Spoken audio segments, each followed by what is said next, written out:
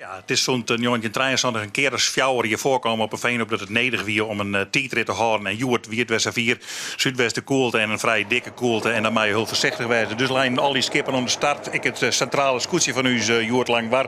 Ja, moest er al hier nog wat regelen worden. Misschien moest er wel een reefkien, misschien wel net. Ze ziet het al hier te zien en te wikken. Maar de skipper die is even net on boord. Want ja, die skipper die moest naar een vergadering even verderop. Op een wal bij het Walseinder scootje. En dan kon ze even bepraten hoe dat verder moest. Nou, dan kregen ze een kaartje en daar besluiten ze dat ze maar een minuut na elkaar starten zoen. Dus de start die eigenlijk net zo spectaculair als dat we het altijd op de veenhoop wend binnen in de meeste situaties. Nee, er waren op elkaar wachten. Een minuut lang. Nou, ik vertel even hoe dat gaat. Via de route gaan naar Bregenham en dan weerom naar Iersig en dan weer heen en weerom. Dat weer via de niks. 1 keer cruisen, 1 keer weerom. Ja, en dan kan je dus starten. Prachtig lijn, die skippen er al hier voor. Ze schoten al hier wat naar boeten, maar dat hier helemaal geen zin. En dan is het Jenne Waard die dus eerste voort mij en als enige. Nou ja, en safvolle haast hier ze nou ik weer net. Want als ze om die hoeken wien, dan moesten ze eigenlijk het volle tuig erbij hebben. Want daar waar de tijd opnam. En dan kon je er verder naar zien, werd die scootjes ongeveer lijn. Dus ach, dat boomke er even bij. Bjukje omheug, vakje erin, zeiltje omheug. En dan, als het spul een heel goed leidt, dan kom je bij de tijdmeting. Dus uit Westhoekers twaalf, ze draaien wol om het leven. Maar ik der hoede het al net zo hele hut. Boomke er weer uit. En dan er maar achterom zeiltje bij te krijgen. En dan heb je dit beeld. Scootjes met een minuut tussen staan. Die op wij gaan naar de leegste tonnen. En die leiden daar in de buurt van Bregenham, Stobbehoek. Maar nou, het wie een mooie waasomstandigheden. Dikke fjouwer, zo nou en dan een vijfke. En Jenne Waard die komt dus als eerste starter. Komt er als eerste om tonnen. Hier ik daar geen enkel probleem mee. En dan wisten ze voor de omstandigheden als ze in het trekje kwamen. Nou, het waren weer de Zuidwesthoeken.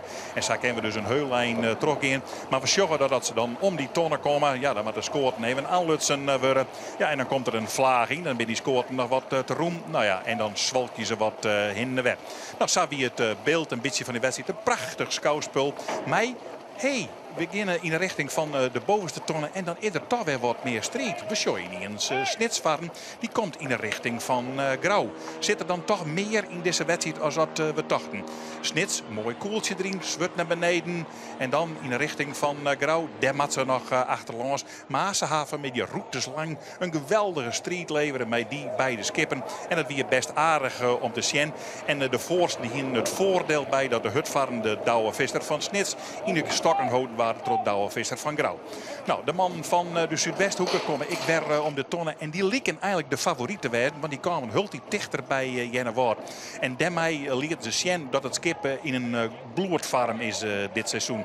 En dat er dan een dikke vlaag in komt. Ja, dan moet de man bij de Zwitsloper als zien dat er een beetje oerijn komt. Want dan komt er verdwijnt er Hundal onder water. Nou, ik denk dat er wel weer oerijn komt. Ja, als alles uit de tiens is, dan komt dat ik helemaal clear. Ja, je zorgt dan ik de ooromstandigheden. Jouren gaat hier Langwaar voorbij. Savienen er wel wat verschouwingen, maar net helemaal al te volle. Al hoe vol, dan is er Snits. Nog steeds in de onval op Grauw. Nog steeds ik in de onval op Ljouwert. Dat is tweede start in. Wil die eerste beiden daar al een beetje uitkomen. En dan just een situatie dat Grauw heel bot om Snits tinken. Maar hij hoorde hem nog in de stokken. Maar dat hier al weer narrow. En dus kwam Waard's Eind, die ter achterlijn. Die kwam heel dichter bij die beide mannen. Die konden daar mooi in de buurt van Snits en Grauw komen. En dan zou op een goede klassering aankomen. Er moest nog eens even giepen worden op de rondreis naar de onderste tonnen. En ik de hele mannen die kwamen mooi op. Kwam dicht bij de Jouwer. Ja, misschien zie je er ik nog wel wat in. Want net iedereen wist eigenlijk hoe de situatie weer. Maar er zie je een gammeester aan de kant die in Eerkens vertellen hoe de situatie met die tijd weer. Nou, dan komt hier een beslissende situatie met Snits en Grauw. Snits gaat er dus vallangs, Grauw met achterlangs. En daar is Jenne Waard. En Jenne Waard leidt door het bakboord. Jenne Waard had het jocht van de wei. En Grauw maakt zien dat ze daar net zien omvaren. En dan komt een geweldige actie van Douwe Visser van Grauw. Zonder dat ze Jenne Waard rijdt een slag in de ronde. En aan de bovenkant van het skip van Jenne Waard. En dan gewoon weer terugstelen. Maar ja, dan is Waard's Eind er intussen voorbij komt. Het weer een hele goede zielactie, een vaaractie van Douwe Visser van Grauw. Maar hij verspielde er dus wel wat plakken mee. Nou, dan zien we dus om het tonnen om Ljouwert als stredder. En daarachteraan komt Snits. En daarachteraan komt denk ik dan Walts Eindel. Ja, die lezen dan 3, 4 en 5. En die meisje er dan op hem zelfs nog wel weer een mooie wedstrijd van. Want als je voorbij bent, dan ben je hem zeker in tijd voorbij. En dat zou wel heel belangrijk wezen aan de eindstreek. Maar het wie alleen maar wachten en wachten. En dan kom je op de finish. Gerhard Pietersma als eerste. Ja, daar komt het schot dadelijk. Ja, maar loot razen ze net, want ze weten net wat er aan de hand is. Dan komt dus Westhoeken, die vinden het wel mooi.